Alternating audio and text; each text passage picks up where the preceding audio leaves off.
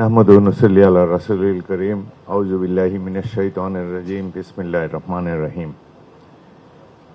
মাননীয় প্রধানমন্ত্রী, সম্মানিত সংসদ সদস্যবৃন্দ, উলামায়ে ইকরাম, সুধীমণ্ডলী, আসসালামু আলাইকুম ওয়া রাহমাতুল্লাহ।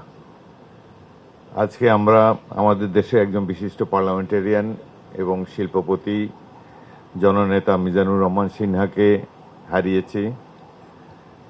তিনি প্রকৃত অর্থেই একজন অত্যন্ত জনপ্রিয় ব্যক্তি ছিলেন, মিতভাষী, সকলের সাথে সবসময় ভদ্র আচরণ করে এসেছেন, অমায়িক বন্ধুবৎসল একজন দিলখোলা মানুষকে আমরা হারালাম। তিনি শিল্পক্ষেত্রেও অনেক কৃতিত্বের স্বাক্ষর রেখেছেন, সাথে সাথে জাতীয় সংসদে এবং তার রাজনৈতিক জীবনেও সকলের কাছে প্রিয়ভাজন হয়েছিলেন। আমরা আশা করি আল্লাহ তাকে বেহেশত নসিব করবেন। মুন্সিগঞ্জবাসী তাদের অভিভাবককে হারিয়েছে, আমরাও আমাদের এক সতীর্থ প্রিয় বন্ধু এবং একজন বিশিষ্ট নেতাকে হারিয়েছি।